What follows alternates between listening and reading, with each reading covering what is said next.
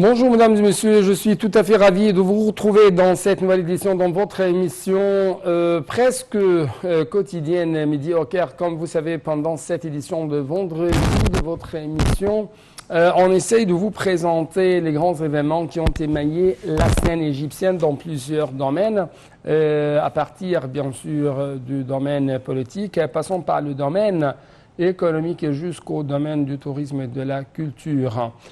Donc, on va commencer ensemble cette nouvelle tournée dans le monde égyptien, mais justement après ces petites pauses.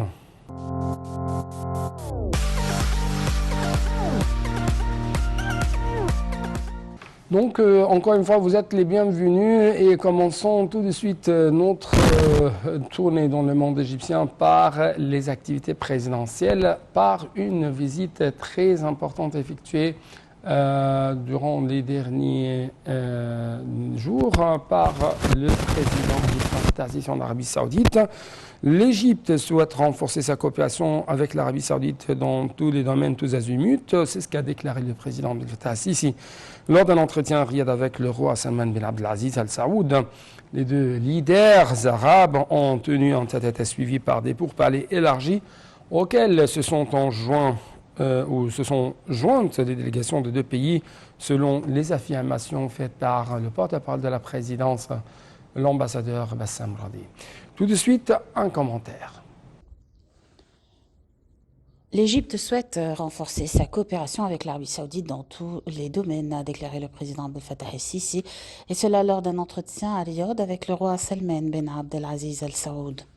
Les deux leaders ont tenu un tête-à-tête suivi par des pourparlers élargis auxquels se sont jointes les délégations des deux pays, a affirmé le porte-parole de la présidence Bassam Radi. Le chef de l'État a souligné les relations fraternelles et historiques entre l'Égypte et l'Arabie Saoudite, ainsi que leur sort commun. Et Sisi a jugé important de continuer à travailler pour resserrer les rangs arabes et renforcer la solidarité face aux défis qu'affronte la région, ajoutant que l'Égypte ne permettrait aucune atteinte à la sécurité et à la stabilité des pays du Golfe qui sont indissociables des siennes. Le roi a souligné le caractère distingué et particulier des relations saoudo-égyptiennes et salué le rôle clé de l'Égypte dans la région, ainsi que ses efforts soutenus en faveur des pays arabes et du Golfe. Le monarque a de même dit apprécier l'appui de l'Égypte au royaume dans toutes les causes, ainsi que les contributions des Égyptiens au développement dans son pays, ainsi que dans de nombreux secteurs. Les moyens de consolider la coopération entre les deux États dans des domaines militaires, sécuritaires, économique, développementale et des investissements pour affermir leur interéquité font partie des sujets débattus aux côtés des questions régionales et internationales d'intérêt commun.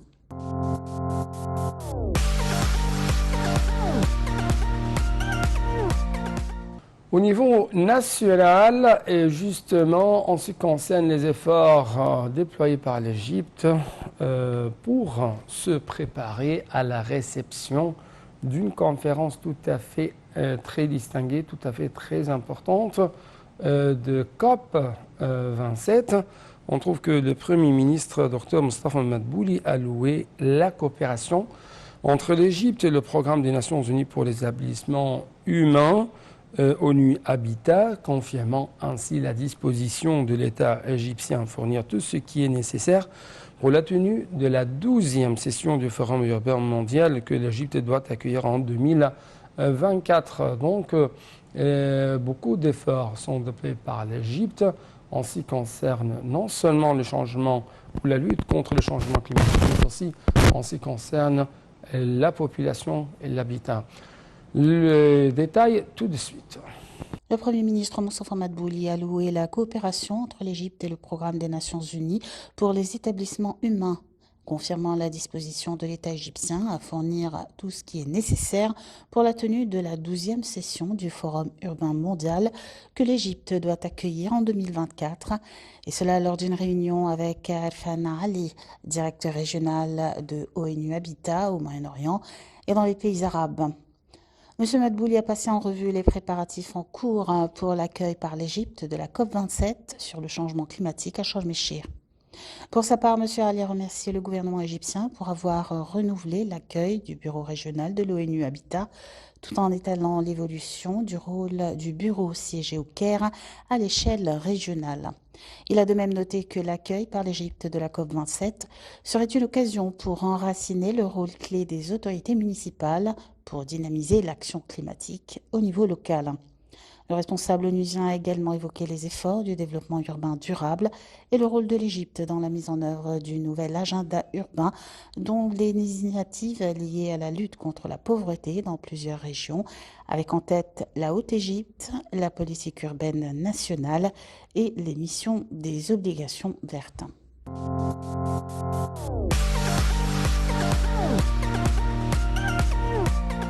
Concernant la position de l'Égypte vis-à-vis de la question palestinienne, des déclarations très importantes ont été lancées récemment par le ministre égyptien des Affaires étrangères, M. Sameh Choukri, qui a souligné que l'Égypte a apporté un soutien sans relâche à la cause palestinienne et que ses efforts sont sans répit pour soutenir les frères palestiniens, y compris le travail incessant pour la reconstruction de la bande de Gaza. Le chef de la diplomatie a tenu ses propos lundi au siège du ministère des Affaires étrangères en recevant le vice-premier ministre palestinien Ziad Abu Amr, également membre du comité exécutif de l'Organisation de libération de la Palestine, CEOLP, ainsi que le ministre palestinien du développement social Ahmad Magdalani, également membre du CEOLP.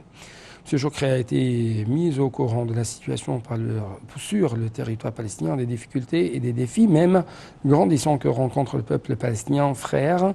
C'est ce qu'a déclaré M. Ahmad Hafez, porte-parole du ministère des Affaires étrangères de l'Égypte.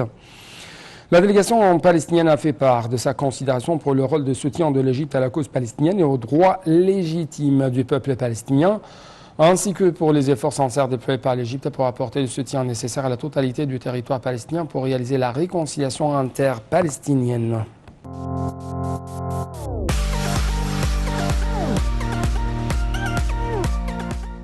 Nous restons toujours avec le ministre égyptien des Affaires étrangères, M. Sameh Choukri, qui a fait une autre déclaration. Cette fois-ci, en ce qui concerne la lutte contre le changement climatique. Selon lui, la lutte contre le changement climatique n'est plus la seule responsabilité du gouvernement, mais de toutes les parties, y compris la communauté d'affaires, qui peut jouer un rôle important dans le soutien de la transition de l'Égypte vers l'économie verte et contribuer dans le domaine de l'énergie renouvelable. Toujours selon les déclarations faites par le ministre égyptien des Affaires étrangères, Sameh Choukri, président également de la COP27 prévue en novembre 2022 à Sharm el-Sheikh, il y a toujours une sorte de efforts très importants réalisés par l'Égypte afin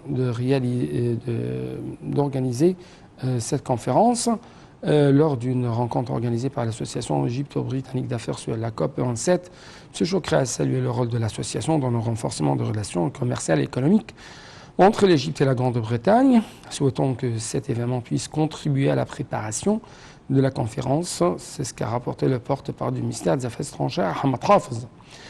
Le chef de la diplomatie a passé également en revue la coopération entre l'Égypte et le Royaume-Uni dans le domaine climatique, que ce soit dans un cadre international multilatéral, telle adaptation à Action Coalition ou Adaptation Action Coalition, AAC, sur le plan bilatéral, par le biais d'investissements britanniques dans de nombreux secteurs, en tête desquels le renouvelable.